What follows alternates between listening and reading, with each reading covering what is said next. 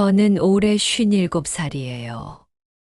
남편을 일찍 여의고 혼자 아들 하나 키우며 살아왔는데, 올해 제가 겪은 일을 말씀드리면 정말 믿으실까요? 지금도 꿈만 같아요. 아니, 악몽이었다고 해야 맞겠네요.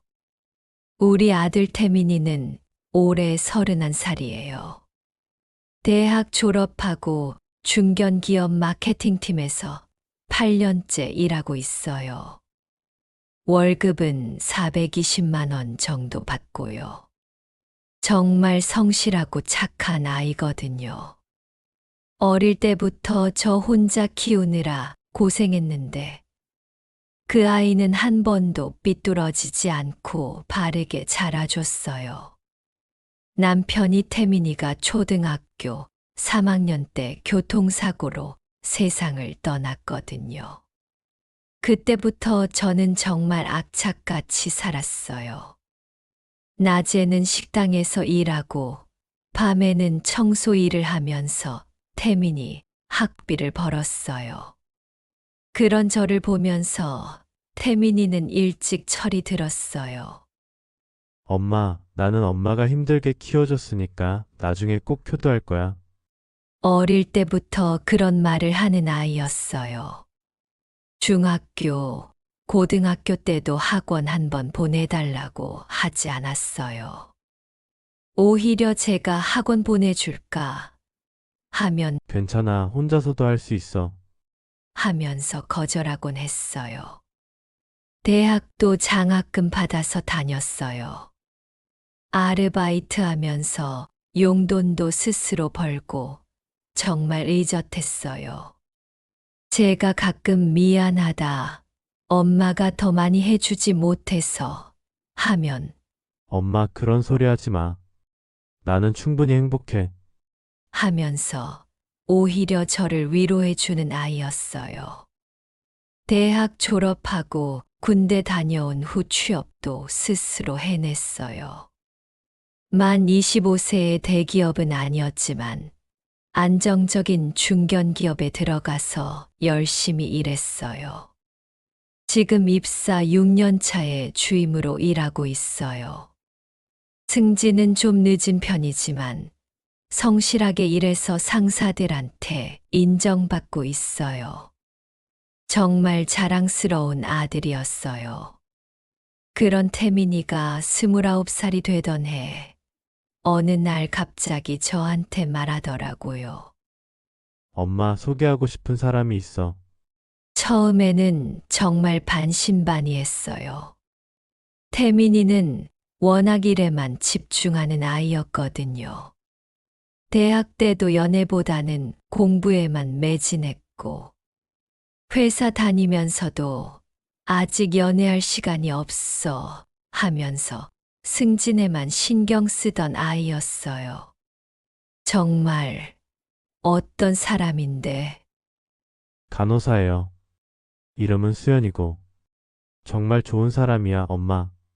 태민이 얼굴을 보니까 정말 진지하더라고요. 그리고 뭔가 행복해 보였어요. 평소에 무뚝뚝한 편인데 그날은 표정이 밝아 보였어요.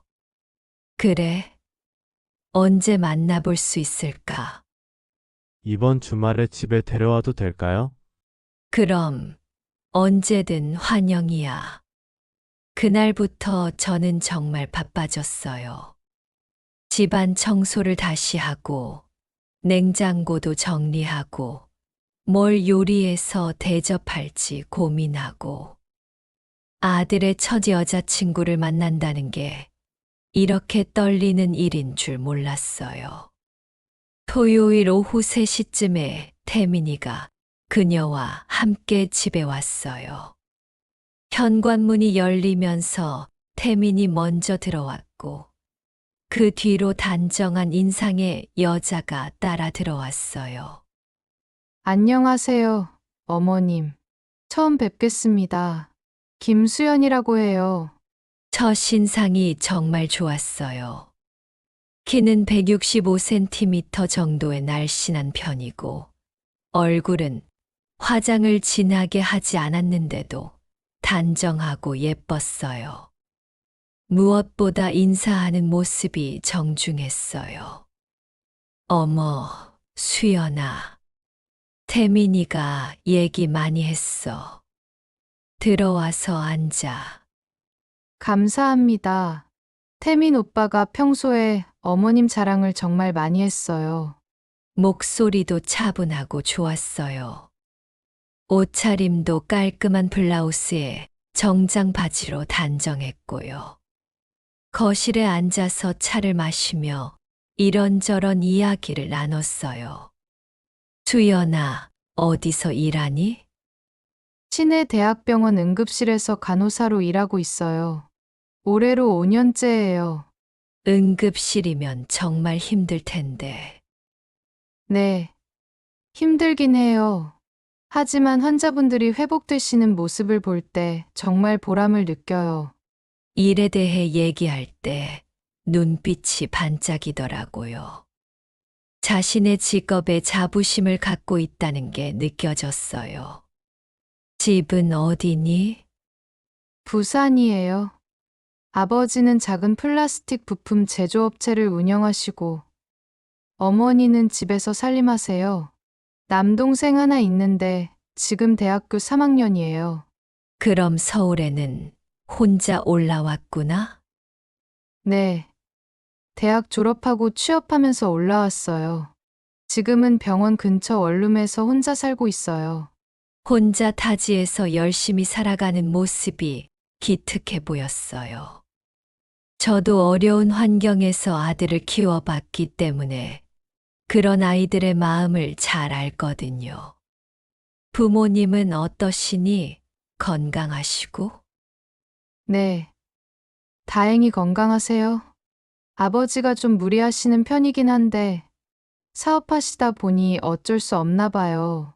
그날 저녁 같이 식사를 했는데 수연이가 정말 예의 바르더라고요. 어른이 먼저 수저를 들기 전까지 기다리고 반찬도 골고루 잘 먹고 제가 권하는 음식도 정말 맛있어요 라고 하면서 맛있게 잘 먹더라고요. 어머님 요리 정말 맛있어요. 태민 오빠가 집밥을 그리워하는 이유를 알겠어요. 그래? 많이 먹어라. 너무 마른 것 같은데.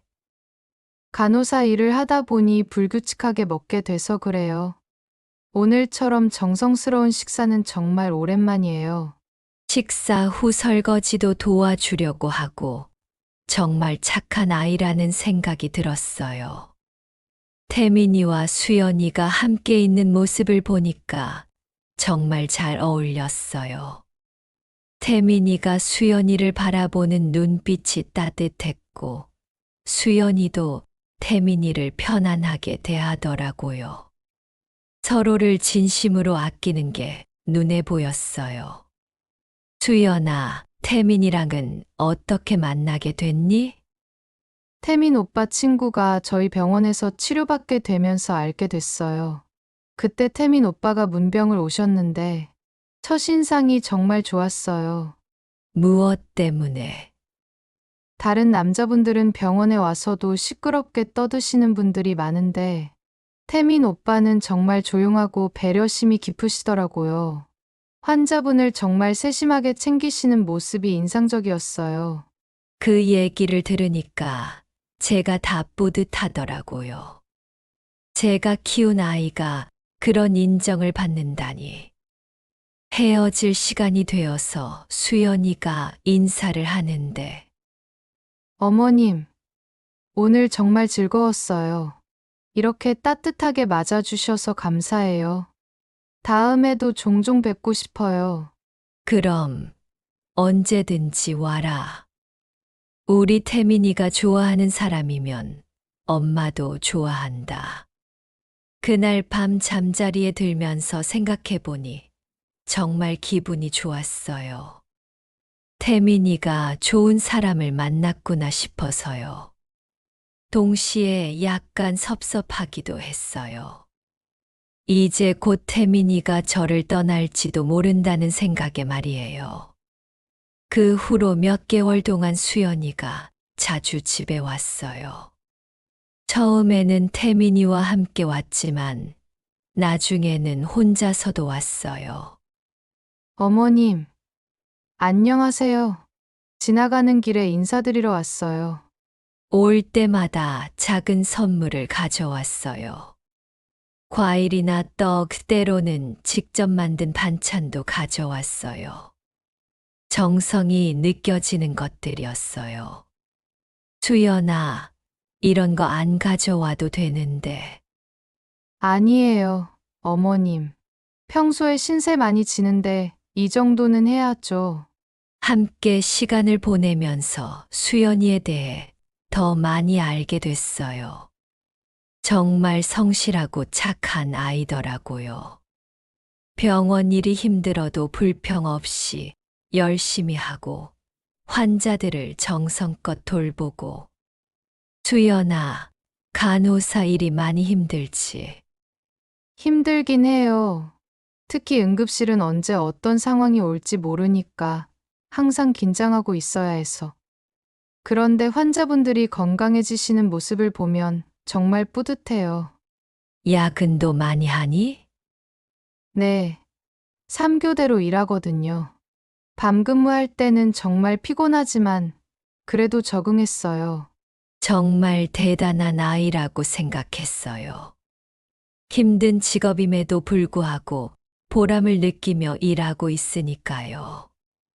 태민이도 수연이와 함께 있을 때 정말 행복해 보였어요. 평소에 무뚝뚝하고 말수가 적은 편인데 수연이 앞에서는 자주 웃고 대화도 많이 하더라고요. 엄마, 수연이가 정말 좋아요. 이 사람 없으면 안 될 것 같아. 태민이가 그렇게 말할 때 얼굴을 보니까 정말 진지했어요.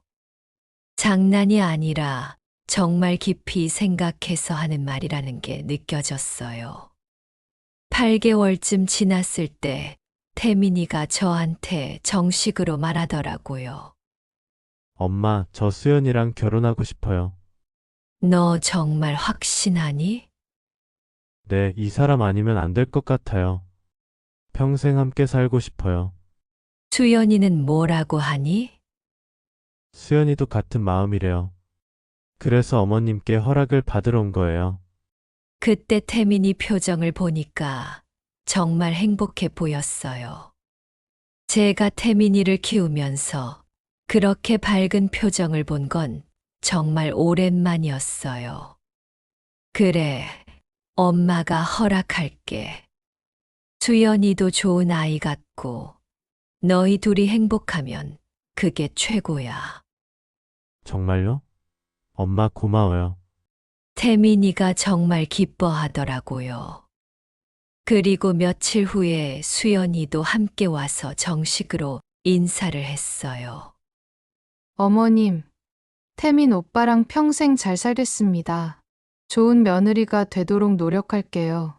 그렇게 정중하게 인사하는 수연이를 보면서 저는 정말 다행이라고 생각했어요. 양가 상견례도 정말 좋은 분위기에서 진행됐어요. 수연이 부모님이 부산에서 올라오셨는데 정말 좋은 분들이었어요. 수연이 아버지는 키가 크고 인상이 좋으셨어요. 나이는 55 정도 되어 보이셨고 말씀도 차분하게 잘하시더라고요. 우리 수연이가 좋은 분 만나서 정말 다행입니다. 태민이가 워낙 성실하다고 수연이가 항상 자랑하더라고요. 수연이 어머니도 정말 단정하고 온화한 분이었어요. 태민이 어머님께서 혼자 아들 키우시느라 고생 많이 하셨겠어요. 정말 잘 키우셨어요. 서로 예의를 지키면서도 따뜻한 분위기였어요. 결혼 준비도 양가에서 협력해서 하기로 했고요. 저희가 부족한 부분이 많지만 아이들이 행복하게 살 수 있도록 도와주세요. 수연이 아버지가 그렇게 말씀하실 때 정말 겸손하고 좋은 분이라는 생각이 들었어요. 결혼 준비 기간 동안 두 사람은 정말 바빴어요. 주말마다 예식장, 스튜디오, 가구점을 다니면서 하나하나 준비했어요. 저도 같이 따라다니면서 도왔는데 두 사람이 함께 고민하고 결정하는 모습이 정말 보기 좋았어요. 엄마, 이 드레스 어때요? 수연이가 웨딩드레스를 입고 나왔을 때 정말 아름다웠어요. 화려하지 않은 심플한 디자인이었는데 수연이와 정말 잘 어울렸어요. 정말 예쁘다. 우리 수연이가 공주 같아. 어머님, 부끄러워요. 수연이가 얼굴을 빨갛게 하면서 웃는 모습이 정말 귀여웠어요. 신혼집도 서울 근교의 깔끔한 아파트로 정했어요. 전세 2억 2천만 원짜리 33평 아파트였어요. 태민이 적금과 제가 준비한 돈, 그리고 대출을 받아서 마련했어요. 엄마, 괜찮은 집이죠? 그럼 정말 좋다. 너희 둘이 행복하게 살 집이네. 집 구경을 하면서 저는 마음이 뿌듯했어요. 제 아들이 이제 독립해서 자기 가정을 꾸리는구나 싶어서요. 결혼식 날이 다가왔어요. 저는 며칠 전부터 긴장되기 시작했어요. 혹시 실수는 없을까? 수연이 가족들한테 부족해 보이지는 않을까? 이런저런 걱정이 많았어요. 엄마, 너무 긴장하지 마요. 다 잘 될 거예요. 태민이가 오히려 저를 위로해 주더라고요. 결혼식 당일 아침, 저는 새벽부터 일어나서 준비했어요. 한복도 새로 맞춰 입었고, 머리도 정성스럽게 했어요. 식장에 도착했을 때 이미 하객들이 많이 와 있었어요. 태민이 회사 동료들, 대학 동기들, 동네 분들. 생각보다 많은 분들이 와주셨어요. 신부 대기실에서 수연이를 봤는데 정말 아름다웠어요.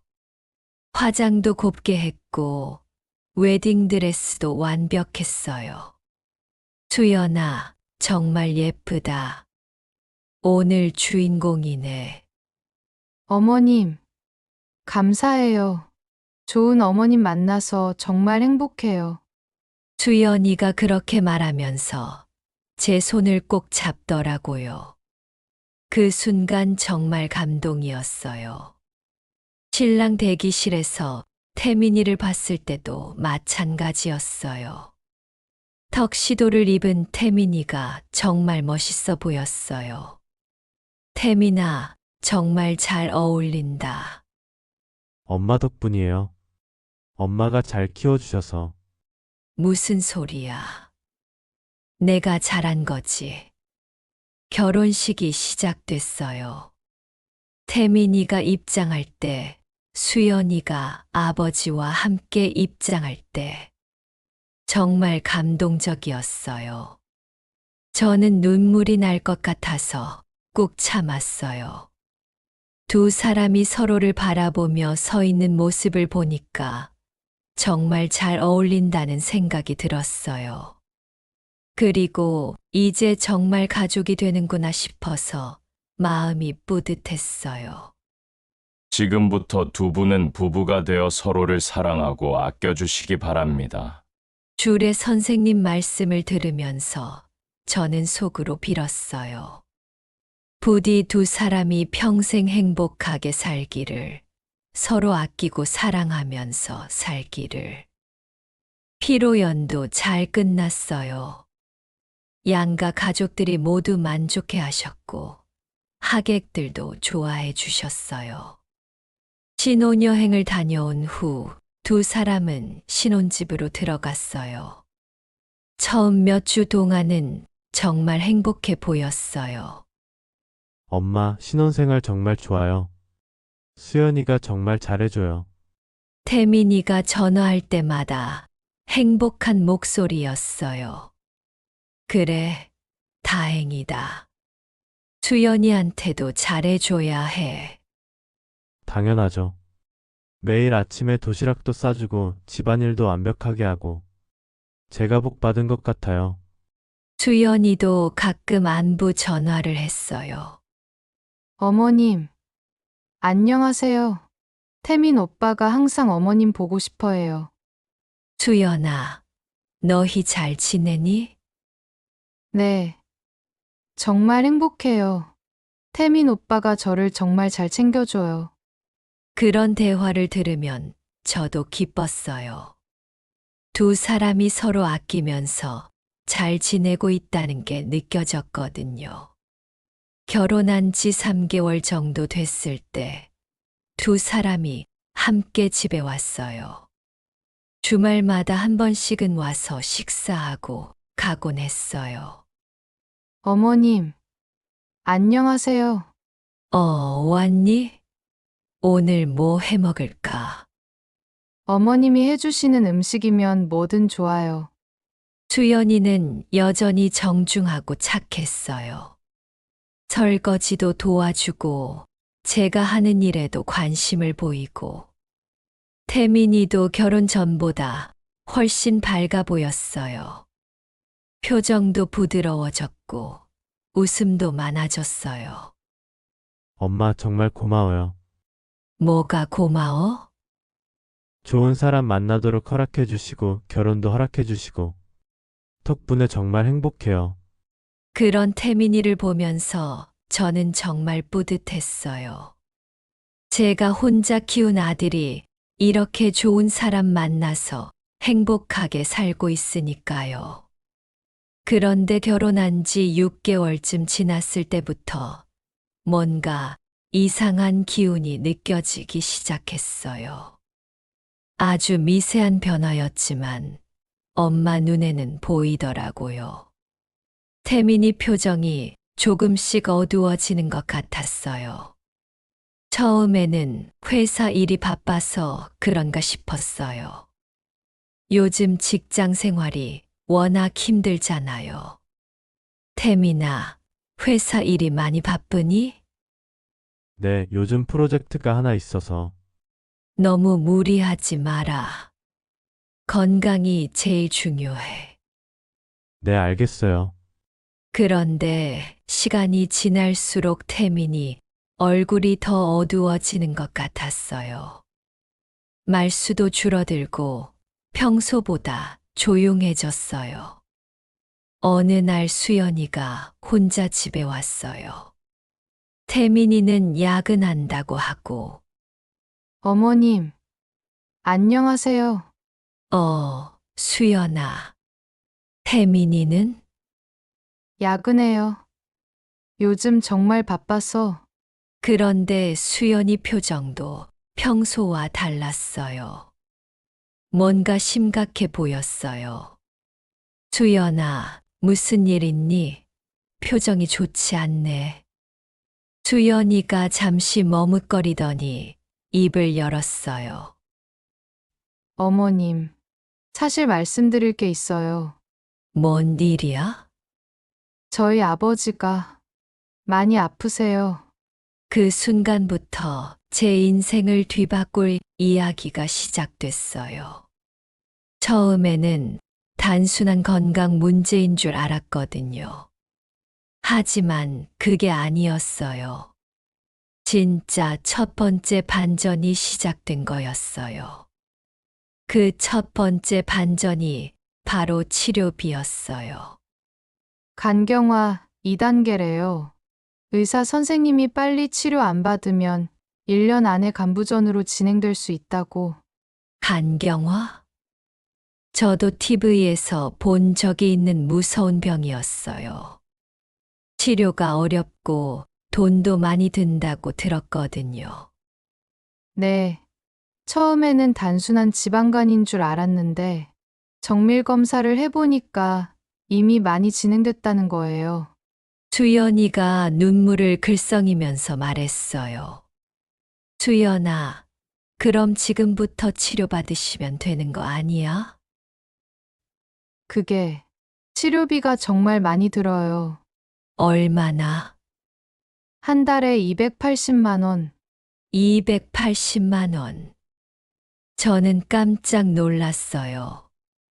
태민이 월급이 420만 원인데, 그중 280만 원이면 생활비도 빠듯할 거예요. 주연아, 보험은 안 되니? 일부는 보험이 되는데 효과가 좋은 신약은 보험 적용이 안 된대요. 그걸 써야 간 수치를 빨리 낮출 수 있다고 하시는데 주연이가 한숨을 깊게 쉬더라고요. 그럼 기존 약으로는 안 되는 거야? 기존 약으로도 어느 정도는 효과가 있지만 시간이 오래 걸리고 완치 가능성이 낮다고 의사 선생님이 나이도 있으시고 상태가 안 좋으니 강한 치료를 빨리 시작하는 게 좋겠다고. 그렇게 들으니까 이해는 됐어요. 아픈 사람 치료하는 건 미룰 수 있는 일이 아니니까요. 그래서 어떻게 하려고 하니? 주연이가 한참 동안 차만 들여다보더니 조심스럽게 입을 열었어요. 어머님, 정말 죄송한 부탁인데 혹시 태민 오빠한테 부탁드려도 될까요? 태민이한테 네.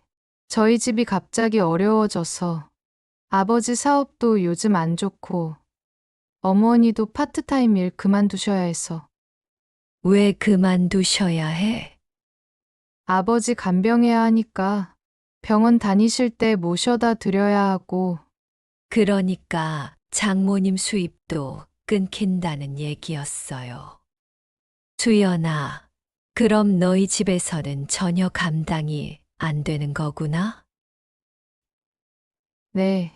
저도 월급이 있긴 하지만 380만 원인데 제 생활비도 있고 솔직히 280만 원을 매달 보내드리기는 어려워요. 주연이가 정말 힘들어하는 것 같았어요. 표정도 어둡고 말하는 것도 조심스럽고.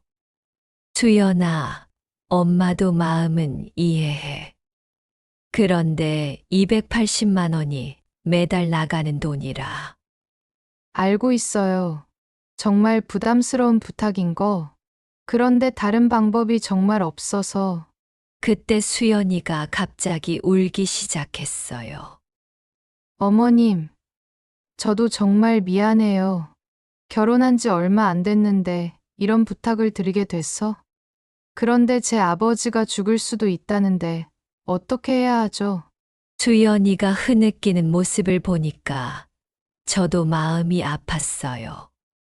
주연아, 그렇게 울지 마. 일단 태민이랑 상의해봐야지. 태민 오빠한테는 이미 말씀드렸어요. 오빠도 고민을 많이 하시는 것 같아서 그날 밤 태민이가 퇴근하고 집에 왔을 때 그 이야기를 자세히 들었어요. 엄마, 수연이가 와서 얘기했죠? 응. 장인어른이 많이 아프시다면서. 네, 간경화라고 하는데 상태가 좀 심각한 것 같아요. 태민이도 표정이 어두웠어요. 고민이 정말 많아 보였어요. 태민아, 280만 원이면 내 월급의 3분의 2가 넘는데. 알아요. 그래서 고민이에요. 솔직히 280만 원이 나가면 저희 생활비가 빠듯해져요. 그럼 어떻게 할 생각이야? 일단 수연이랑 상의해서 수연이 야근을 늘리기로 했어요. 그럼 월급이 50만 원 정도 더 나올 것 같고 저도 적금을 좀 깨서. 태민이가 정말 고민을 많이 한 것 같았어요. 그런데 엄마, 정말 어려운 건 언제까지 해야 하는지를 모른다는 거예요. 언제까지? 네, 몇 달만 하면 되는 건지 아니면 몇 년을 해야 하는 건지 의사도 확실하게 말 못 하신다고 해요. 그게 정말 문제였어요. 한두 달이면 모르겠는데 몇 년씩 매달 280만 원씩 나간다면. 태민아, 엄마 생각에는 일단 몇 달 도와드리고 지켜보는 게 어떨까? 저도 그렇게 생각해요. 일단 3개월 정도 도와드리고 그때 상황을 봐서. 그렇게 태민이가 장인어른을 도와드리기로 결정했어요. 첫 달은 별 문제 없이 지나갔어요. 태민이가 적금 일부를 깨서 280만 원을 보내드렸고, 장인어른도 치료를 시작하셨다고 연락이 왔어요. 태민 오빠, 아버지가 정말 고맙다고 하세요. 치료 시작하고 나서 컨디션이 조금 나아지신 것 같아요. 수연이도 한결 밝아진 모습이었어요. 그동안 아버지 걱정에 많이 시달렸을 텐데, 치료를 시작하니까 마음이 놓이나 보더라고요. 다행이다. 빨리 좋아지시면 좋겠어. 네. 의사 선생님도 치료 반응이 나쁘지 않다고 하시더라고요. 그때까지만 해도 저는 다행이라고 생각했어요. 몇 달만 도와드리면 될 것 같았거든요. 그런데 두 번째 달이 되자 상황이 달라지기 시작했어요. 엄마, 장인어른한테서 또 연락이 왔어요. 또 병원에서 추가 정밀 검사를 했는데 상태가 생각보다 더 심각하다는 거예요. 더 심각. 네, 간에 염증이 더 심하고 간 기능도 더 떨어져 있다고. 그래서 더 강한 치료를 해야 한다는 거예요. 저는 불안한 마음이 들기 시작했어요. 그럼 치료비가 더 들어간다는 얘기네? 네, 인터페론 주사를 병행해야 한다고 해요. 그럼 한 달에 450만 원. 450만 원. 처음에 280만 원이라더니 갑자기 170만 원이 늘어났어요. 태민아, 450만 원이면 내 월급보다 많잖아. 저도 당황했어요. 그런데 의사가 지금 이 치료를 안 받으면 3개월 안에 간부전으로 갈 수 있다고. 생명이 걸린 문제라니. 쉽게 거절할 수도 없는 노릇이었어요. 그럼 어떻게 할 거야? 일단 제 적금을 다 깨야 할 것 같아요. 그리고 수연이도 적금 깰 거고. 신혼부부가 적금까지 깨야 한다니. 마음이 무거웠어요. 수연이는 뭐라고 하던 자기도 적금 다 깨겠다고. 그리고 야근을 더 늘려서 월급을 더 받겠다고 해요. 그렇게라도 해서 아버지를 살리고 싶다는 마음은 이해가 됐어요. 결국 태민이는 적금 1,500만 원을 모두 깨고 수연이도 적금 800만 원을 깨서 450만 원을 마련했어요. 엄마, 이제 정말 여유가 없어요. 적금도 다 깼고. 그래도 어쩔 수 없지. 생명이 걸린 문제인데. 그런데 정말 충격적인 일이 그 다음 달에 벌어졌어요. 어느 날 새벽 3시쯤에 갑자기 전화가 왔어요. 태민 오빠, 큰일 났어요. 수연이 목소리가 완전히 패닉 상태였어요. 무슨 일이야? 아버지가 갑자기 쓰러져서 응급실에 실려가셨어요. 뭐라고? 간성훈수가 왔대요. 지금 중환자실에서 응급처치 받고 계세요. 간성혼수. 정말 위험한 상황이었어요. 태민이가 급하게 옷을 갈아입고 병원으로 달려갔어요. 저도 잠을 이룰 수 없어서 밤새 기다렸어요. 아침에 태민이가 집에 와서 상황을 알려줬어요. 엄마, 정말 심각해요. 많이 위험하니?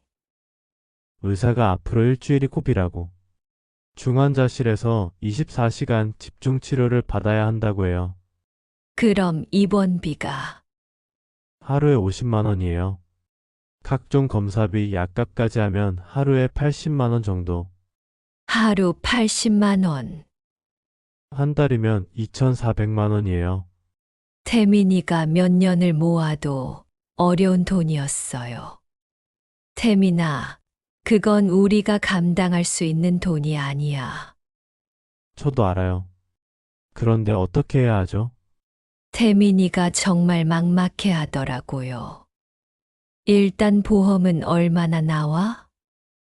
중환자실비는 일부 나오는데 그래도 하루에 50만 원 정도는 본인 부담이래요. 그것도 만만치 않은 돈이었어요. 며칠 후에 더 큰 문제가 생겼어요. 수연이가 갑자기 회사를 그만둔다고 했어요. 왜 갑자기?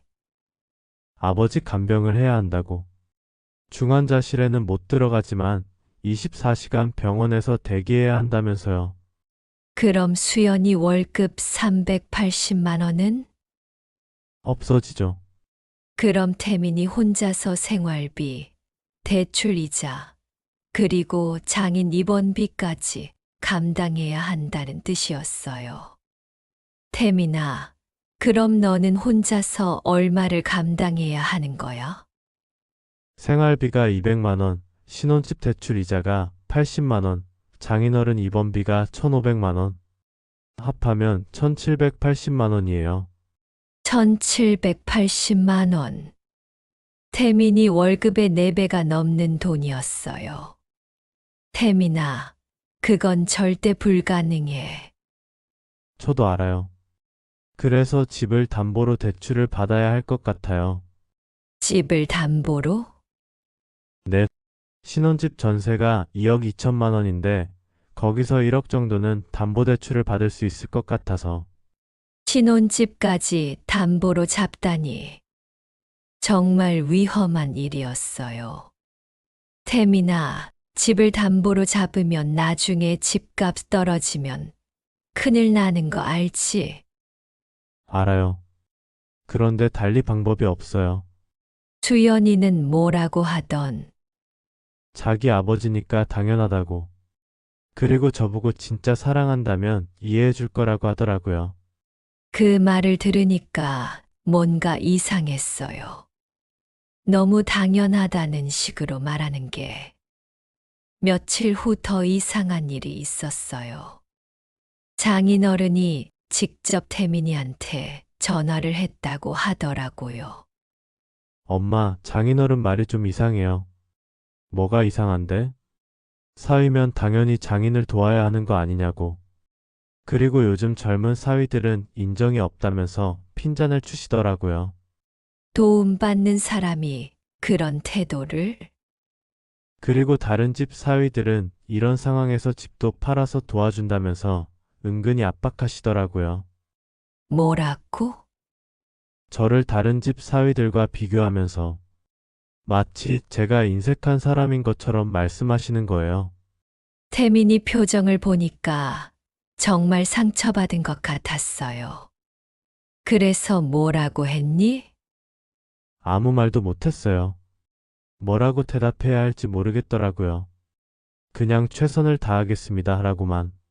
그때부터 저는 뭔가 이상하다는 생각이 들기 시작했어요. 도움받는 사람이 그런 태도를 보인다는 게. 그런데 진짜 충격은 그 다음 주에 터졌어요.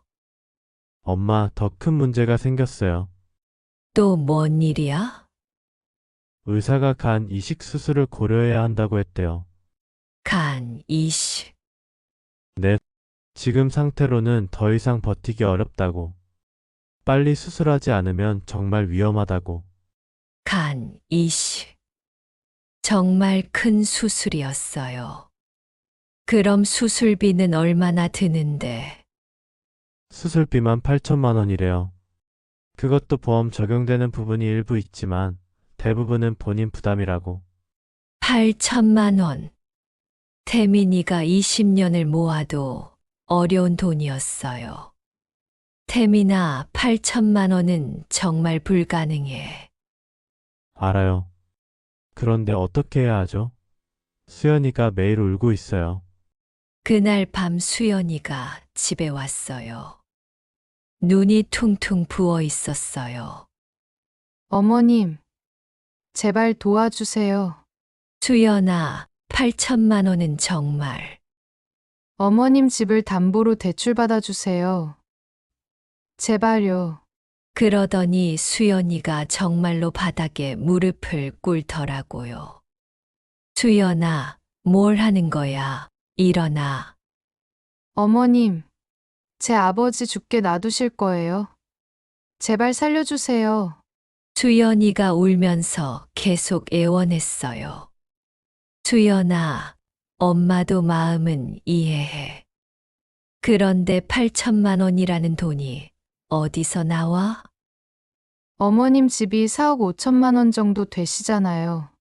2억 정도는 담보대출 받으실 수 있을 거예요. 그 말을 듣는 순간 저는 깜짝 놀랐어요. 언제 제 집값을 알아봤을까요? 수연아, 우리 집값을 어떻게 알고? 태민 오빠한테 물어봤어요. 혹시 도움이 필요할 때를 대비해서. 그제야 저는 깨달았어요. 수연이가 이미 계획을 세우고 있었다는 걸. 수연아, 그건 너무 위험해. 집에 문제가 생기면 어떻게 해?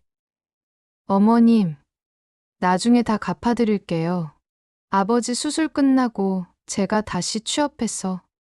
다시 취업한다고? 네. 간병이 끝나면 바로 병원에 복직할 예정이에요. 그런데 그때 수연이가 갑자기 다른 말을 하기 시작했어요. 어머님, 그리고 사실은 더 중요한 일이 있어요.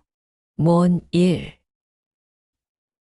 저 임신한 것 같아요.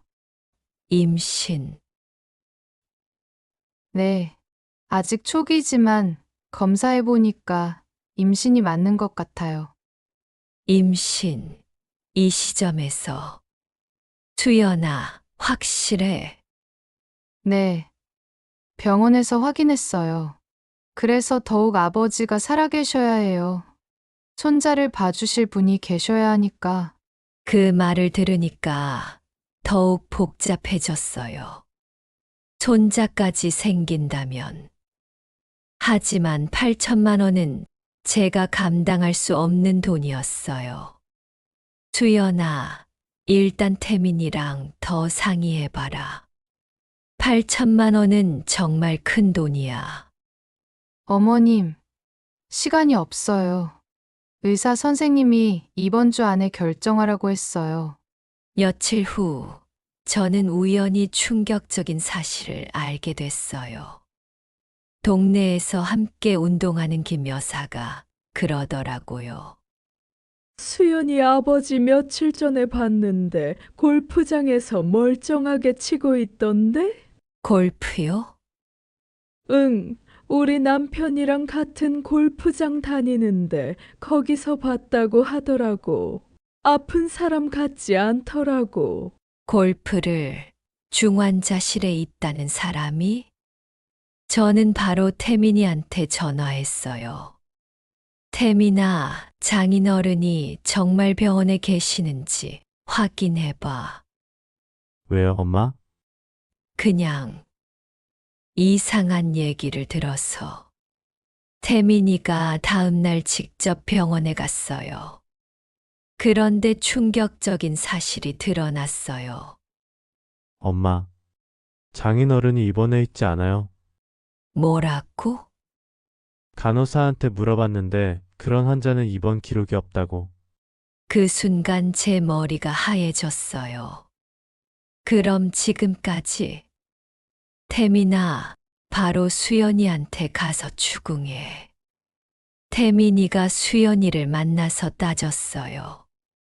그런데 수연이의 대답은 더욱 충격적이었어요. 오빠, 미안해요.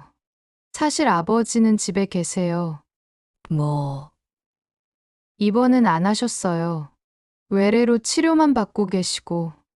그럼 지금까지 입원비라고 한 돈은? 수연이가 한참을 말 못하더니 결국 고백했어요. 사실 아버지 사업이 완전히 망해서 빚이 너무 많아요. 빚. 네. 은행 빚이 2억, 개인 빚이 1억, 총 3억 정도. 그래서 그 돈으로 빚 이자를 갚으신 거예요. 태민이가 그 말을 듣고 완전히 넋이 나갔어요. 수연아, 그럼 너는 알고 있었다는 거야? 오빠, 처음에는 정말 몰랐어요. 그런데 아버지가 나중에 말씀하시면서 어차피 가족이 됐으니까 도와달라고.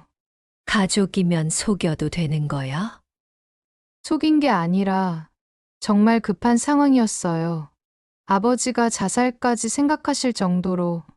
그런데 더 충격적인 건 그 다음이었어요. 그리고 오빠, 임신도 사실은 임신도? 아직 확실하지 않아요. 생리가 좀 늦어져서 그런 것 같다고 한 거. 태민이가 그 말을 듣고 완전히 무너졌어요. 치료비는 사기, 입원비도 사기, 임신도 거짓말.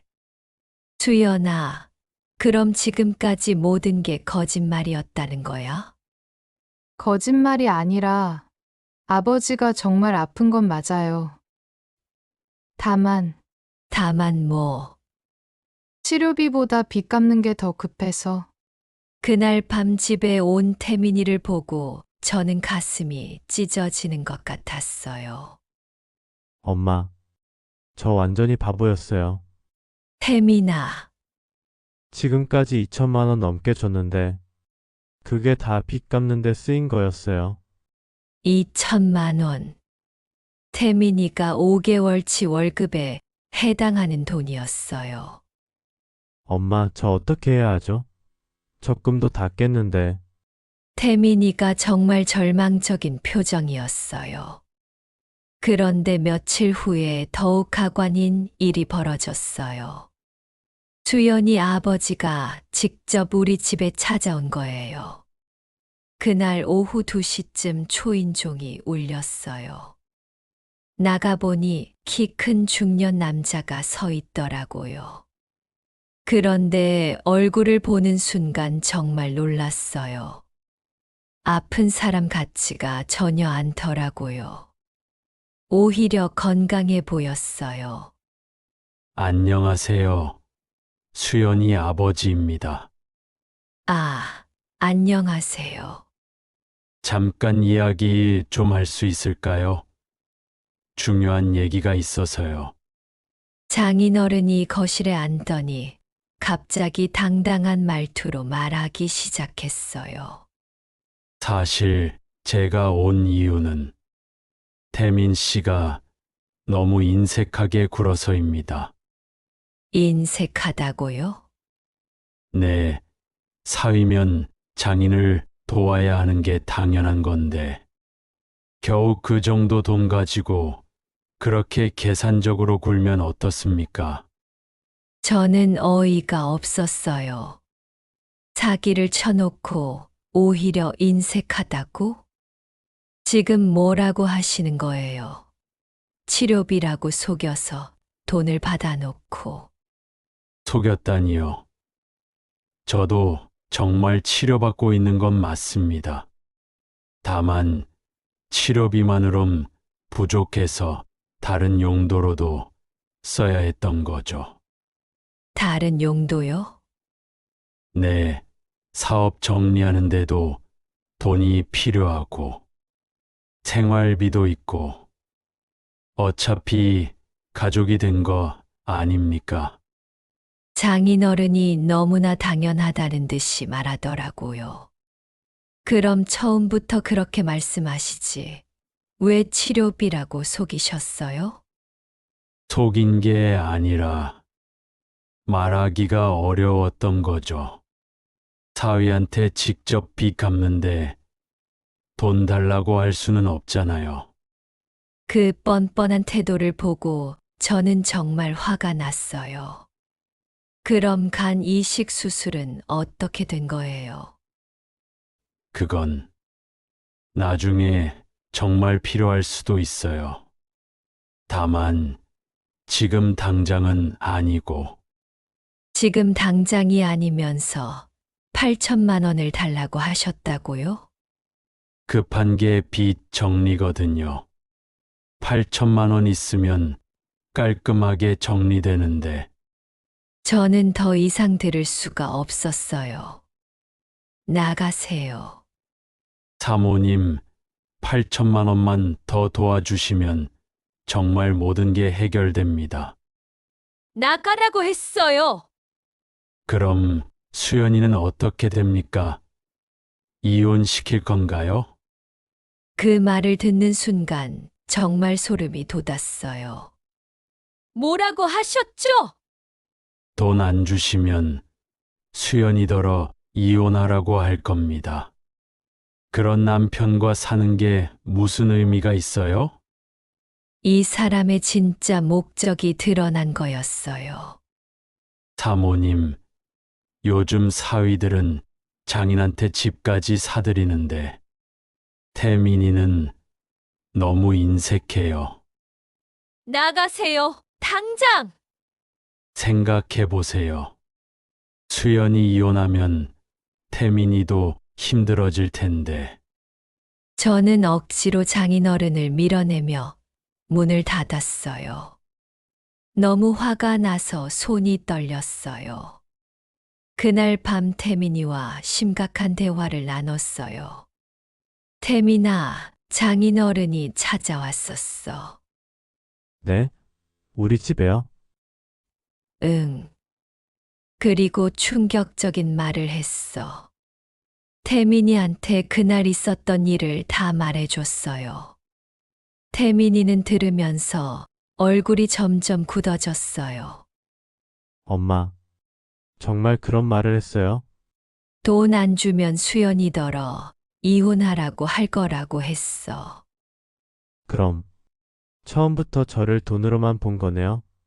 그런 것 같아. 태민이가 한참을 생각하더니 고개를 끄덕였어요. 엄마, 저 이혼할래요. 정말. 네, 더 이상은 못 버티겠어요. 이런 식으로 평생 살 수는 없어요. 태민아, 그래도 한 번 더 생각해봐. 엄마, 저 이미 충분히 생각했어요.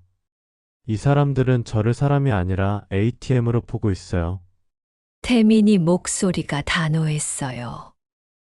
사랑해서 결혼했다고 생각했는데 전부 계산이었어요. 그렇게 태민이는 이혼을 결심했어요. 사랑한다고 믿었던 사람들에게 완전히 배신당한 후에 말이죠. 그런데 정말 충격적인 반전은 이제부터 시작이었어요. 이혼 절차를 밟으면서 그 집안에 대한 더욱 놀라운 진실들이 하나씩 드러나기 시작했거든요. 그 첫 번째 놀라운 진실은 바로 수연이가 저희만 속인 게 아니었다는 거였어요. 이혼 절차를 밟기 위해 태민이가 변호사를 찾아갔는데 변호사가 이런 말을 하더라고요. 태민 씨, 결혼 사기 냄새가 많이 나니까 상대방에 대해서 좀 더 자세히 알아보시는 게 좋을 것 같아요. 어떻게요? 신원조회를 해보세요. 이런 케이스들 보면 대부분 전과가 있거나 다른 피해자들이 있는 경우가 많거든요. 태민이는 처음에 망설였어요. 아무리 그래도 1년 넘게 같이 살았던 사람인데 신원조회까지 한다는 게 엄마 어떻게 생각하세요? 신원조회까지 해야 할까요? 태민아, 이미 여기까지 온 거 확실하게 해라. 또 당할 수도 있잖아. 그래도 좀 그런데 수연이가 알면 기분 나빠하지 않을까요? 태민아, 지금 상황이 어떤 상황인데 그런 걱정을 해? 당장 신원조회 넣어. 결국 태민이가 신원조회를 의뢰했어요. 그런데 며칠 후 나온 결과를 보고 태민이가 완전히 패닉 상태가 됐어요. 엄마, 수연이가 저한테만 이런 짓을 한 게 아니었어요. 뭐라고? 3년 전에도 똑같은 일이 있었대요. 부산에서 어떤 남자를 만나서 결혼 직전까지 갔는데 역시 아버지 치료비라고 해서 5천만 원을 받아낸 후에 갑자기 연락을 끊었다는 거예요. 저는 소름이 쫙 돋았어요. 그럼 수연이가 이런 일을 전문적으로 하고 있었다는 뜻이잖아요. 더 있어요, 엄마. 더 있다고? 그 전에도 대구에서 한 번, 광주에서 한 번, 총 4번이나 비슷한 사건이 있었대요. 4번이나. 그럼 저희는 5번째 피해자였던 거예요. 그 남자들은 어떻게 됐는데? 대부분 돈만 잃고 끝났대요. 증거를 찾기 어려워서. 그런데 저희 경우는 결혼까지 했으니까 좀 더 확실한 증거가 있을 거라고 하더라고요. 태민이가 변호사한테서 받은 자료를 보여줬는데 정말 충격적이었어요. 첫 번째 피해자는 28살 공무원이었어요. 2019년에 만나서 아버지 간암 치료비라고 3천만 원을 받아냈고, 결혼식 한 달 전에 갑자기 가족들이 반대한다며 연락을 끊었다고 하더라고요. 두 번째는 32살 회사원이었어요. 2020년에 만나서 역시 아버지 치료비라고 4천만 원을 받았고, 이번에는 오빠를 정말 사랑하지만 집안 사정이 복잡해서 결혼할 수 없다며 사라졌대요. 세 번째는 35살 의사였어요. 2021년에 만나서 5천만 원을 받았는데, 이번에는 아버지가 갑자기 돌아가셨다며 장례식장에서 마지막으로 만났다고 하더라고요. 네 번째는 30살 자영업자였어요. 2022년에 만나서 4,500만 원을 받았는데, 저 다른 곳으로 이사 가야 해요 라며 연락을 끊었대요. 그리고 저희가 5번째였던 거죠. 태민아, 이건 정말 조직적이네. 패턴이 완전히 똑같잖아. 맞아요. 모두 아버지 치료비였고, 모두 간 관련 질환이었고, 모두 3천만 원에서 5천만 원 사이였고, 그리고 결혼 직전에 사라지거나 핑계를 대고 헤어지거나. 그런데 저희 경우는 실제로 결혼까지 해버린 거네요. 그럼 수연이 입장에서는 이번이 가장 큰 성공작이었던 셈이에요. 변호사가 더 자세히 조사해 본 결과 더욱 놀라운 사실들이 드러났어요. 태민 씨, 이 사람들 정말 전문가들이에요. 어떤 면에서요? 일단 수연 씨 이력부터 보세요. 간호사라고 했죠? 네, 실제로는 간호조무사였어요. 그것도 2년 전에 그만뒀고 지금은 무직이에요. 그럼 지금까지 거짓말을. 네, 간호사라고 거짓말한 이유가 있어요. 간호사면 의료진이니까 신뢰도가 높잖아요. 아버지 병 얘기할 때도 더 설득력이 있고 정말 치밀하게 계산했던 거였어요. 그리고 병원도 거짓말이에요. 병원도요? 대학병원 응급실이 아니라 동네 의원에서 잠깐 일했었어요. 그것도 1년도 안 되게. 그럼 수연이가 저한테 병원 얘기하면서 응급실이 힘들다. 환자들 돌보는 게 보람있다. 이런 얘기들이 다 거짓말이었던 거예요. 더 있어요. 아버지 사업도 완전 거짓말이에요. 뭐라고요? 플라스틱 부품 제조업이 아니라 고물상이었어요. 그것도 5년 전에 문 닫았고 지금은 정말 무직이에요. 그럼 장인이 저한테 사업 얘기할 때 요즘 경기가 안 좋아서 부품 주문이 밀려서 이런 말들이 다 지어낸 얘기였던 거네요. 수연 씨 어머니는 어떤가요? 전업주부가 아니라 술집에서 일했어요. 남동생도 대학생이 아니고 고등학교도 제대로 안 나왔어요. 온 가족이 거짓말쟁이였던 거예요. 그럼 상견례 때 오셨던 분들도 다 연기였죠. 정말 배우 뺨치게 잘 연기했어요. 저는 그때 상견례를 떠올려 봤어요. 장인어른이 얼마나 점잖고 듬직해 보였는지, 장모님이 얼마나 단정하고 온화해 보였는지. 다 가짜였던 거였어요. 그런데 진짜 충격은 그 다음이었어요. 변호사가 수연이 통장 추적을 했는데 태민 씨, 수연 씨가 받은 돈이 어디로 갔는지 확인됐어요. 어디로 갔나요? 일부는 정말 아버지 빚 갚는 데 썼는데 상당 부분이 수연 씨 개인 계좌에 따로 모아져 있어요. 개인 계좌예요? 네, 아버지 몰래 별도 계좌를 만들어서 거기에 돈을 빼돌린 거예요. 얼마나요? 무려 8천만 원이 적금으로 들어가 있어요. 8천만 원. 태민이가 지금까지 준 돈 대부분이 수연이 개인 계좌에 들어가 있었던 거였어요. 그럼 아버지 치료비라던 게 일부만 정말 썼고 나머지는 수연 씨가 몰래 가로챈 거죠. 이 정도면 완전히 계획적인 범죄였어요. 더 가관인 게 수연 씨가 태민 씨와 결혼하기 직전에 다른 남자와도 동시에 만나고 있었어요. 뭐라고요? 부산에 있는 정형외과 의사와요. 그 남자한테도 똑같이 아버지 치료비 얘기를 했었어요. 그럼 수연이가 태민이와 그 의사 중에 누가 더 많이 줄지 저울질하고 있었다는 뜻이잖아요. 결국 태민 씨가 결혼까지 해주겠다고 하니까 태민 씨를 선택한 것 같아요. 그럼 사랑해서 결혼한 게 아니라 돈 때문에 결혼한 거죠.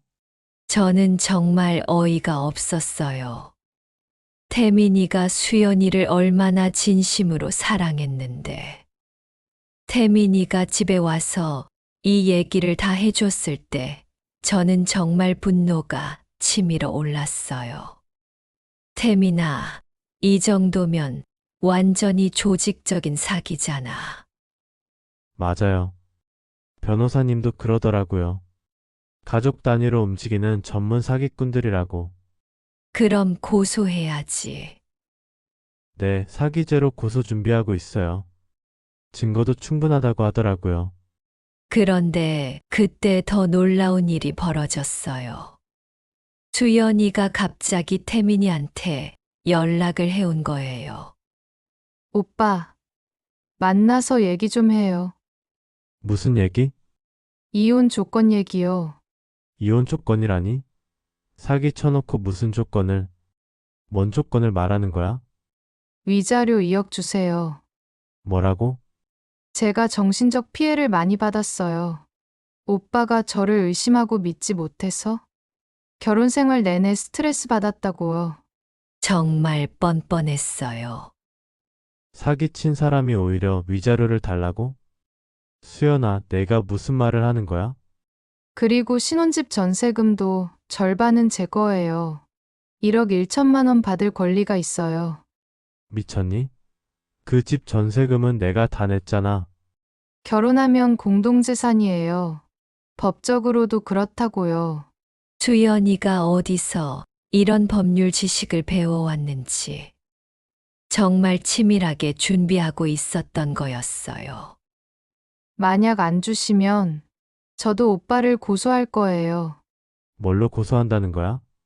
가정폭력이요. 오빠가 저한테 소리 지르고 협박했다고 할 거예요. 태민이가 가정폭력. 그 착한 아이가. 수연아, 증거도 없으면서 무슨, 누가 증거 없다고 했어요? 녹음 다 해놨어요.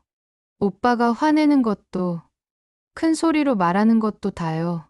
수연이가 대화를 몰래 녹음까지 해뒀다는 거였어요. 그리고 오빠가 제 핸드폰 뺏어서 확인한 것도 증거 있어요. 사생활 침해죠. 언제 내 핸드폰을? 오빠 잊었나요? 제가 다른 남자랑 연락한다고 의심해서 핸드폰 달라고 했잖아요. 아, 맞아요. 태민이가 수연이 행동이 수상해서 핸드폰을 확인해 달라고 한 적이 있었거든요. 그것도 증거로 써먹으려고 했던 거였어요.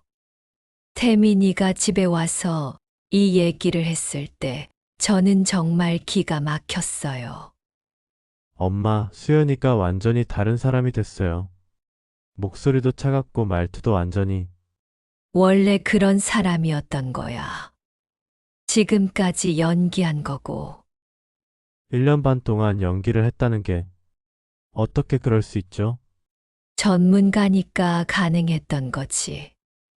그런데 변호사가 이 상황을 듣고 오히려 좋다고 하더라고요. 태민 씨, 수연 씨가 위자료 요구한 게 오히려 잘 됐어요. 잘 됐다고요?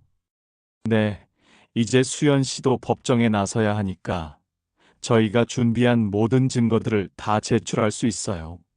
변호사가 정말 꼼꼼하게 준비했더라고요.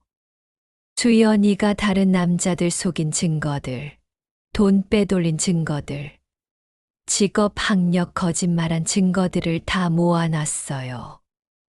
태민 씨, 상대방이 먼저 법적 대응한다고 나선 이상 저희도 본격적으로 맞서겠습니다. 그리고 며칠 후에 더욱 충격적인 소식을 들었어요. 엄마, 수연이가 지금 다른 남자랑 살고 있대요. 다른 남자. 네, 변호사님이 확인해 보니까 제가 이혼 서류 준비하는 동안 벌써 새로운 타겟을 찾아서 만나고 있더라고요. 그럼 또 똑같은 짓을 하고 있다는 거네? 맞아요. 그 남자도 31살 공무원인데 수연이가 또 아버지 치료비 얘기를 하고 있대요. 정말 뻔뻔한 사람이었어요. 한 명이 망하면 바로 다른 사람한테 가는 거였어요. 변호사님이 그 남자한테도 연락해서 상황을 알려줬어요. 그래서 다행히 그 남자는 아직 돈을 주기 전이어서 수연이한테 바로 연락 끊었대요. 수연이 계획이 또 망친 거죠. 그 남자도 너무 황당해 하더래요. 이런 사기꾼이 세상에 있다니 하면서. 그런데 이때부터 수연이가 정말 사나워지기 시작했어요. 어느 날 밤 11시쯤에 갑자기 우리 집 초인종을 연신 눌러댔어요. 태민아, 나와! 수연이 목소리였어요. 술에 취한 것 같았어요. 태민아, 당장 나와서 얘기해! 저는 태민이한테 절대 나가지 말라고 했어요. 엄마, 저 목소리 진짜 무서워요. 완전히 다른 사람 같아요. 절대 나가면 안 돼. 뭘 당할지 몰라. 수연이가 30분 넘게 문 앞에서 고함을 쳤어요.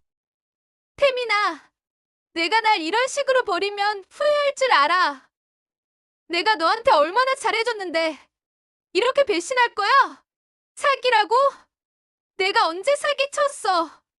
정말로 아버지 치료비였다고. 나 없으면 너 못 살아. 다른 여자 만나봐도 나만 못할 거야. 정말 무서웠어요. 목소리가 완전히 달랐어요. 태민아, 문 안 열면 밤새 여기 있을 거야. 동네 사람들 다 깨우고 말 거야. 내가 나한테 뭘 했는지 다 소리쳐서 알릴 거야. 결국 저희가 112에 신고했어요.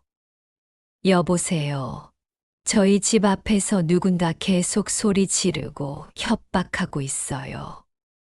경찰이 15분 후에 왔어요. 그때 수연이가 경찰한테 한 말이 저 집 사람들이 저한테 돈을 빌려가서 안 갚고 있어요. 이혼하면서 제 돈을 다 가져가려고 해요. 완전히 뒤바뀐 얘기를 하고 있었어요. 경찰이 상황을 물어봐서 저희가 간단히 설명했더니 경찰도 수연이 말이 앞뒤가 안 맞는다는 걸 알더라고요. 일단 오늘은 조용히 하시고 민사 문제는 법원에서 해결하세요. 그리고 앞으로 이렇게 소란 피우시면 경범죄로 처벌받을 수 있습니다. 수연이가 경찰한테 제지당하고 나서야 겨우 사라졌어요. 그 다음날 태민이가 경찰서에 가서 고소장을 접수했어요. 사기죄, 협박죄, 주거침입죄. 그런데 며칠 후에 더욱 황당한 일이 벌어졌어요. 엄마, 수연이 아버지가 또 찾아왔어요. 또 왔다고? 네, 이번에는 눈물까지 흘리면서 장인이 이번에는 완전히 다른 모습으로 온 거였어요. 사위야, 내가 잘못했다. 모든 게 내 탓이야. 갑자기 사과를? 수연이는 순수한 아이야. 아버지인 내가 빚 때문에 강요한 거야. 그럼 지난번에 인색하다고 하신 거는 뭐였나요? 그때 내가 정신이 없었어. 빚 때문에 스트레스가 너무 심해서 정상적인 판단을 못했어. 완전히 다른 사람이 된 것처럼 굴고 있었어요. 그러니까 수연이를 용서해줘. 이혼하지 말고 다시 한번 기회를. 그런데 장인어른, 수연이가 다른 남자들도 똑같이 속인 걸 아시죠? 그러자 장인 표정이 순간 굳어지더라고요. 그건 그런 게 아니야. 8천만 원을 따로 빼돌린 것도 아시고요? 그리고 지금 또 다른 남자 만나고 있는 것도. 장인이 할 말이 없어지자 갑자기 또 다른 카드를 꺼내더라고요. 사위야, 그럼 내가 너한테 좋은 사업을 하나 소개해 줄게. 사업이요? 내 친구가 중국에서 무역업을 하고 있는데 투자하면 1년 안에 몇 배는 건질 수 있어. 또 사기였어요. 이번에는 투자 사기를 치려고 하는 거였어요. 원금도 보장되고 이자도 좋고. 어떻게 한번 해볼래? 장인어른, 지금 상황이 뭔지 아시죠? 경찰에 고소 넣었다고 했잖아요. 그건 취하해. 우리 가족끼리 무슨 고소 같은 걸 해? 더 이상 가족 아닙니다. 그럼 너는 정말 수연이를 버릴 거냐? 네. 그러자 장인이 갑자기 얼굴이 확 바뀌면서 협박하기 시작했어요. 그럼 너 후회한다. 우리가 얼마나 무서운 사람들인 줄 아냐? 무서운 사람들이요? 수연이 삼촌이 조폭이야.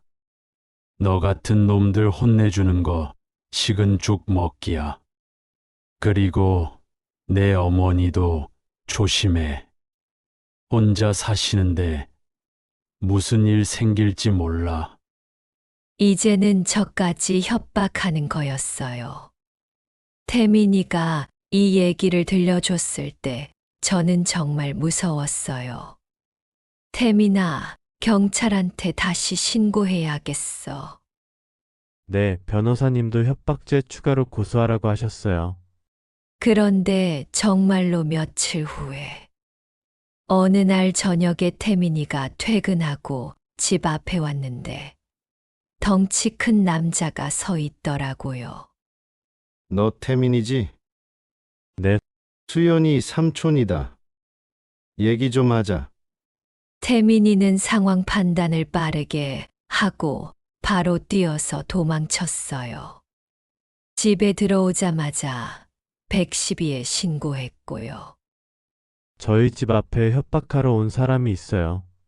경찰이 5분 만에 왔지만 그때는 이미 그 남자가 사라진 후였어요. CCTV 확인해서 신원 파악해 보겠습니다. 앞으로 조심하세요. 그날 밤부터 저희는 정말 무서워서 잠을 이룰 수가 없었어요. 엄마, 일단 며칠간은 CCTV 있는 곳으로만 다니세요. 너도 조심해. 회사 갈 때 택시 타고 다녀. 그런데 며칠 후 변호사로부터 반가운 소식이 왔어요. 태민 씨, 좋은 소식 있어요. 뭔가요? 수연 씨가 다른 사건으로 경찰서에 연행됐어요. 다른 사건이요? 네, 또 다른 피해자가 고소를 해서요. 현재 조사 중이에요. 수연이가 태민이 이후에 노렸던 그 의사가 결국 고소를 한 거였어요. 그런데 그 의사분이 돈을 뺏기긴 한 건가요? 아니요, 돈은 안 뺏겼는데 수연 씨가 거짓말로 사귄 걸 알고 화가 나서 신고한 거래요. 그리고 조사받는 과정에서 태민 씨 건도 같이 수사하게 됐고요.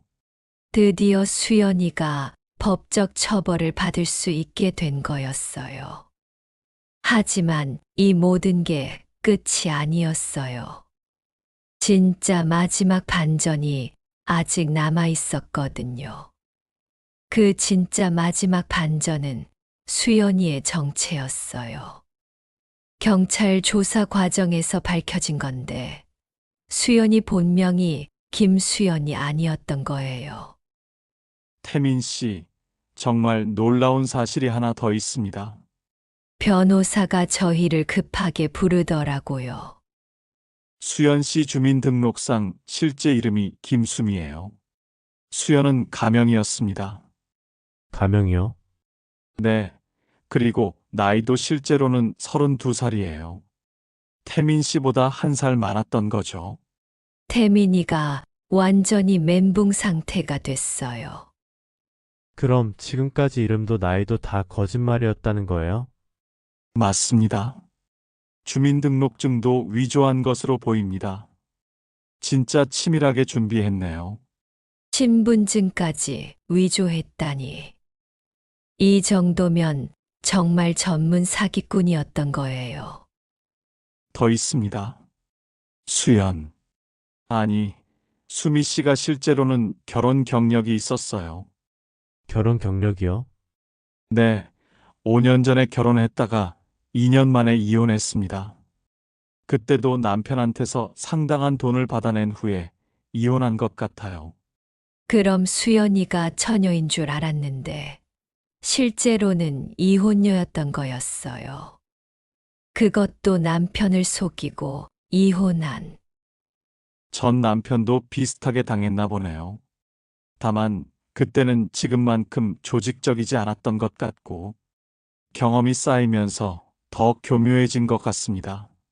경찰 조사가 더 진행되면서 정말 충격적인 사실들이 계속 드러났어요. 태민 씨, 수미 씨 아버지도 전과가 상당히 많이 있었습니다. 무슨 전가요? 사기죄로 2번, 횡령죄로 1번, 무허가 대부업으로 1번, 그리고 도박 관련해서도 1번. 완전히 그쪽 계열 사람이에요. 온 가족이 사기꾼이었던 거예요. 정말 대단한 연기력이었던 거죠. 어머니는 어떤가요? 어머니도 보이스피싱 공범으로 벌금형 받은 적이 있고 남동생도 절도죄로 소년원에 다녀온 기록이 있어요. 정말 온 가족이 범죄자들이었어요. 그리고 수미 씨가 지금까지 여러 남자들한테서 받은 돈이 총 3억 2천만 원 정도 될 것으로 추정됩니다. 3억 2천만 원. 정말 어마어마한 금액이었어요. 어떻게 그렇게 정확히 알 수 있죠? 다른 피해자들이 계속 신고를 하고 있어서요. 수미 씨 사건이 언론에 나온 후에 비슷한 피해를 당한 분들이 경찰서로 연락을 주고 계세요. 그럼 저희 말고도 훨씬 더 많은 피해자들이 있었던 거네요. 지금까지 확인된 것만 7명이고 더 있을 것으로 보입니다. 7명. 정말 많은 사람들이 당한 거였어요. 며칠 후에 변호사가 또 연락을 줬어요. 태민 씨, 다른 피해자분이 만나고 싶어 하시는데 어떠세요? 다른 피해자요? 네, 3년 전에 수미 씨한테 당한 분인데 서로 정보 공유하면 재판에 도움이 될 것 같다고 하시네요. 저는 처음에 망설였어요. 다른 피해자들을 만난다는 게 어떻게 생각해요, 엄마? 만나보자. 혼자 당한 게 아니라는 걸 알면 좀 나을 수도 있어. 결국 다른 피해자분을 만났어요. 부산에 사는 35살 공무원분이었는데 정말 저희와 똑같은 수법으로 당하셨더라고요. 저도 아버지 간경화 치료비라고 해서 4,500만 원을 줬어요. 똑같네요. 처음에는 300만 원씩 달라더니 나중에는 수술비라고 해서 한 번에 3천만 원을 달라고 하더라고요. 정말 패턴이 똑같았어요. 그리고 마지막에 임신했다고 거짓말하는 것까지. 저희도 똑같이 당했어요. 그런데 저는 결혼 직전에 수미가 갑자기 연락을 끊어서 그래도 태민 씨보다는 덜 당했네요. 그분도 정말 힘들어 하시더라고요. 3년이 지났는데도 여자를 못 믿겠다고. 저도 아직 결혼 못했어요. 무서워서. 태민이도 그 말을 듣고 자신만 그런 게 아니라는 걸 알았나 봐요. 한 달 후에 또 다른 피해자분과도 만났어요. 광주에 사는 32살 회사원분이었는데 이분은 좀 더 심했어요. 저는 5,200만 원 당했어요. 그것도 집까지 담보로 잡혔다가 겨우 지켰어요. 집까지요? 네, 수미가 울면서 무릎 꿇고 애원해서. 그때 정말 바보 같았어요. 그분 얘기를 들으니까 저희는 그나마 집은 지켰다는 생각이 들었어요. 그리고 저는 수미 아버지가 직접 찾아와서 협박까지 당했어요. 저희도 당했어요. 정말 무서웠어요. 조폭 친구들 데려와서 때릴 거라고. 피해자들끼리 만나면서 수미 가족의 수법이 정말 치밀했다는 걸 알았어요. 각자 역할 분담까지 해서 움직이고 있었던 거였어요. 한 달 후에 1심 재판이 열렸어요. 저와 태민이가 법정에 갔는데 다른 피해자분들도 여러 명 오셨더라고요. 수연이, 아니 수미를 보니까 완전히 다른 사람 같았어요. 머리도 짧게 자르고 화장도 안 하고 옷도 회색 죄수복을 입고 법정에서 만난 그 사람이 1년 반 동안 같이 살았던 수연이와 같은 사람이라는 게 정말 믿기지 않았어요. 피고인은 허위 사실을 고지하여 다수의 피해자로부터 총 3억 2천만 원을 편취하고 허위 신분으로 혼인 신고를 통해 피해자들을 기망한 혐의가 인정됩니다. 판사님이 차분하게 판결문을 읽어주셨어요. 이는 장기간에 걸쳐 계획적이고 지능적으로 이루어진 범행으로서 죄질이 극히 불량하며 다수의 피해자에게 회복하기 어려운 경제적, 정신적 피해를 가한 점을 고려하여 피고인에게 징역 5년을 선고하며 피해자들에게 손해배상금과 위자료를 지급하도록 명합니다. 5년. 생각보다 무거운 형을 받았어요. 수미가 판결을 듣고 고개를 숙이더라고요. 그런데 나오면서 저희를 쳐다보는 눈빛이 정말 무서웠어요. 수미 아버지도 공범으로 징역 3년을 받았어요. 어머니는 집행유예, 남동생은 소년범이라 보호관찰 처분을 받았고요. 그제야 이 악몽 같은 일이 정말 끝난 것 같았어요. 재판이 끝난 후 태민이는 정말 오랫동안 힘들어했어요. 엄마, 저 어떻게 그 사람들한테 그렇게 쉽게 속았을까요? 태민아, 내가 순수해서 그런 거야. 나쁜 게 아니야. 하지만 1년 반 동안 같이 살면서 진짜 사랑한다고 생각했는데 그 사람들이 전문가였으니까. 너만 당한 게 아니잖아. 얼마나 많은 남자들이 당했어. 태민이가 정신적 충격에서 회복되는데 정말 오래 걸렸어요. 처음 한 달은 태민이가 거의 말도 안 했어요. 회사는 겨우 나갔지만 집에 오면 방에 들어가서 나오지도 않고. 태민아, 밥 먹어라. 배 안 고파요. 그래도 먹어야지. 엄마, 저 좀 혼자 있고 싶어요. 정말 마음이 아팠어요. 두 번째 달부터는 심리 상담을 받기 시작했어요. 태민 씨, 트라우마가 상당히 심하네요. 그런가요? 네. 배신감과 자책감이 동시에 오는 케이스라 회복이 오래 걸릴 수 있어요. 상담사 선생님이 그러더라고요. 세 번째 달쯤부터 태민이가 조금씩 일상대화는 하기 시작했어요. 엄마, 회사에서 승진 얘기가 나왔어요. 그래, 좋은 일이네. 근데 별로 기쁘지가 않아요. 왜? 뭘 해도 의미가 없는 것 같아서. 아직 많이 힘들어하고 있었어요. 네 번째 달에는 태민이가 처음으로 수연이 얘기를 스스로 꺼냈어요. 엄마, 수연이 판결 어떻게 나왔는지 아세요? 5년 나왔다고 하더라. 5년? 짧은 것 같기도 하고. 그래도 제대로 처벌은 받았잖아. 다섯 번째 달부터는 친구들과도 가끔 만나기 시작했어요. 엄마, 친구들이 술 한잔 하자고 하는데 가서 좀 풀어라. 그런데 친구들이 계속 걱정하면서 새로운 여자 소개해 준다고 하네요. 그래서 절대 안 된다고 했어요. 여섯 번째 달에는 상담 횟수를 줄였어요. 많이 좋아지셨어요. 하지만 아직 여성에 대한 트라우마는 남아있네요. 선생님, 언제쯤 괜찮아질까요? 개인차가 있지만 최소 2년은 걸릴 것 같아요. 1년이 지났을 때쯤 태민이가 확실하게 말했어요. 엄마, 저는 결혼은 안 할 것 같아요. 태민아, 그래도 시간이 지나면. 아니에요. 정말 진짜로 안 할 거예요.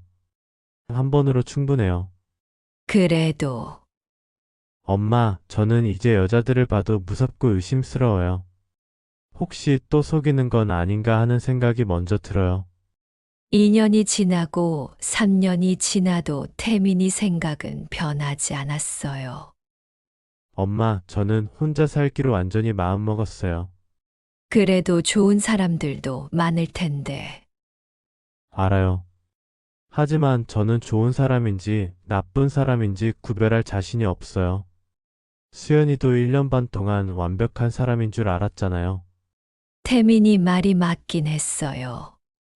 그렇게 오랫동안 완벽하게 속였는데 다른 사람은 안 그럴 거라는 보장이 어디 있겠어요. 그리고 엄마, 혼자 사는 것도 나쁘지 않아요. 제가 번 돈을 다 제가 쓸 수 있고 아무 걱정 없고 속지도 않아도 되고. 그래도 외롭지 않을까. 외로운 게 속는 것보다는 훨씬 나아요. 처음에는 저도 태민이가 시간이 지나면 마음이 바뀔 줄 알았어요. 하지만 7년이 지난 지금도 태민이는 연애는커녕 여자 친구들과도 거의 만나지 않아요. 회사에서 여직원들이 말 걸어도 업무적인 대화만 하고 회식 자리에서도 여직원들과는 거리를 두고 태민아, 그래도 너무 극단적으로 하지는 마라. 엄마, 저는 이게 편해요. 마음이 평안해요. 다행히 돈은 대부분 돌려받을 수 있었어요. 수미가 숨겨둔 적금 계좌들이 여러 개 있었고 아버지 명의로 된 부동산들도 압류해서 경매로 넘어갔거든요. 태민아, 2,200만 원 정도는 돌려받을 수 있을 것 같다고 변호사님이 말씀하셨어. 그래도 100만 원 정도는 못 받겠지만 그나마 다행이에요. 신혼집 전세금도 다행히 지킬 수 있었어요. 수미가 재산 분할 요구를 했지만 법원에서 위조 결혼이라며 인정하지 않았거든요. 지금 태민이는 그 집에서 혼자 살고 있어요. 처음에는 그 집이 싫다고 이사 가자고 했는데 엄마, 이 집에 있으면 수연이 생각이 나서 싫어요. 그럼 이사 가자. 그런데 전세금을 다시 구하기가. 그럼 일단 여기서 살다가 나중에 여유 생기면. 시간이 지나니까 태민이도 적응했어요. 엄마, 이제는 괜찮아요. 오히려 이 집이 제가 바보였다는 걸 기억하게 해줘서 좋은 것 같아요. 그렇게 생각하니? 네, 잊어버리면 또 당할 수도 있잖아요. 지금 태민이는 회사에서도 승진해서 부장이 됐어요. 일에만 집중하다 보니 실력도 많이 늘었나 봐요. 태민아, 부장 됐다며 축하해. 고마워요, 엄마. 그런데 부장 되니까 더 바빠요. 그래도 좋은 일이잖아. 맞아요. 일에만 집중할 수 있어서 좋아요. 취미 생활도 하고 있어요. 등산도 하고 독서 모임도 나가고 영화도 보고. 엄마, 이번 주말에 등산 가려고요. 혼자. 아니요, 등산 모임 사람들이랑. 다 남자들이에요. 재밌게 다녀와라. 남자 친구들과는 정말 잘 지내요. 오히려 예전보다 더 친해진 것 같아요. 태민이가 요즘 정말 밝아진 것 같다. 친구들도 그렇게 말한다고 하더라고요. 엄마, 그때 그 일이 있었기 때문에 지금 이렇게 평온하게 살 수 있는 것 같아요. 그렇게 생각하니? 네, 만약 그 일이 없었다면 또 다른 사기꾼한테 당했을 수도 있잖아요. 이제는 아무도 절 속일 수 없을 것 같아요. 그래도 가끔 외롭지 않니? 전혀요. 오히려 자유롭고 좋아요. 제가 번 돈 다 제가 쓰고 누구 눈치 안 보고 스트레스도 없고 정말 평화로워요. 주말에도 심심하지 않고. 아니요, 할 일이 많아요. 책도 읽고 영화도 보고 등산도 가고 시간이 모자랄 정도예요. 정말 태민이가 행복해 보이니까 저도 마음이 놓였어요. 작년에 수미가 감옥에서 나왔다는 소식을 들었어요. 태민 씨, 수미가 출소했다고 합니다. 변호사가 연락을 줬어요. 혹시 접촉해 오면 바로 연락하세요. 알겠습니다. 다행히 수미는 저희한테 연락하지 않았어요. 아마 다른 지역으로 갔을 거예요. 엄마, 수연이 출소했다면서요? 응. 그런데 연락은 안 왔어. 다행이에요. 보고 싶지도 않아요. 또 다른 사람들 속이고 있을까? 모르죠. 그런데 이제는 경찰에서도 관심 있게 지켜볼 거예요. 몇 달 후에 다른 피해자분한테서 연락이 왔어요.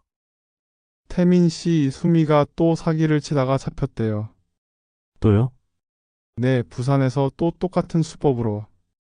이번에는 미리 신고가 들어와서 금방 잡혔다고 해요. 역시나 또 사기를 치고 있었던 거네요. 이번에는 더 오래 들어갈 것 같아요. 재범이라서. 그럼 다행이네요. 수미는 결국 징역 7년을 받았어요. 이번에는 정말 오랫동안 못 나올 것 같아요. 지금 생각해보면 그때 그 일들이 정말 악몽 같았지만 한편으로는 태민이가 더 강해지고 현명해지는 계기가 되었던 것 같아요.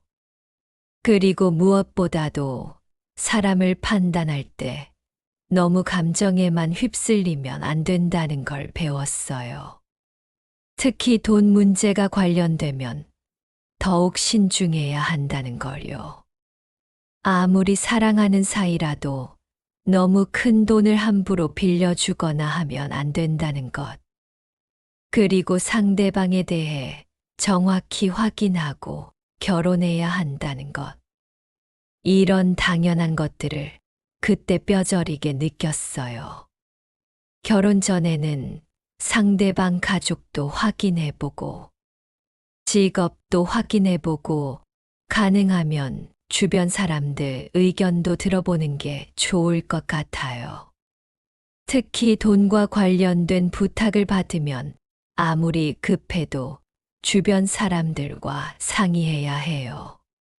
사랑한다면 당연히 도와줄 수 있잖아라는 말에 속으면 안 돼요. 진짜 사랑이라면 상대방을 곤란하게 하지 않을 테니까요. 여러분들도 혹시 비슷한 상황을 만나게 되면 아무리 급해도 냉정하게 판단해 보시고 충분히 확인해 보신 후에 결정하셔야 해요.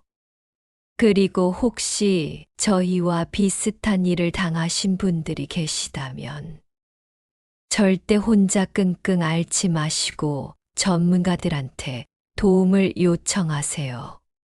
변호사 상담도 받아보시고 경찰에도 신고하시고 생각보다 법적으로 해결할 수 있는 방법들이 많이 있어요.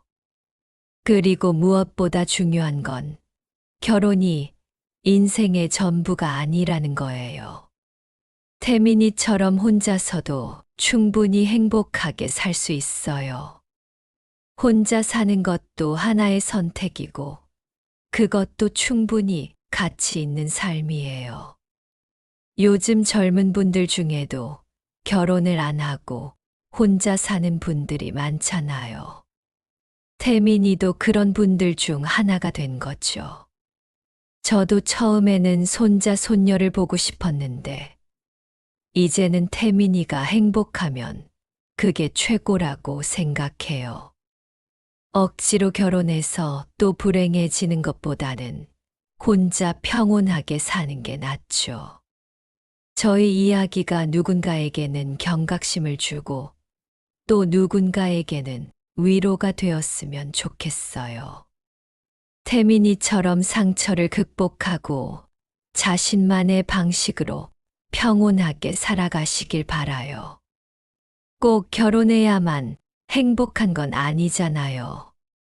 그리고 사기 결혼을 당하신 분들도 너무 자책하지 마세요. 여러분이 잘못한 게 아니에요. 사기꾼들이 너무 교묘했던 거예요. 시간이 지나면 분명히 회복하실 수 있을 거예요. 태민이도 오래 걸렸지만 지금은 정말 평온하게 살고 있으니까요. 오늘 정말 긴 이야기 끝까지 들어주셔서 감사합니다. 구독과 좋아요 눌러주시면 더 많은 분들이 이 이야기를 보실 수 있을 것 같아요. 이런 사기를 예방하는데 도움이 될 거예요. 그리고 댓글로 여러분의 생각이나 비슷한 경험들도 공유해 주시면 정말 감사하겠습니다. 서로의 경험을 나누면서 이런 사기를 예방할 수 있을 거예요. 모두 조심하시고 행복하세요.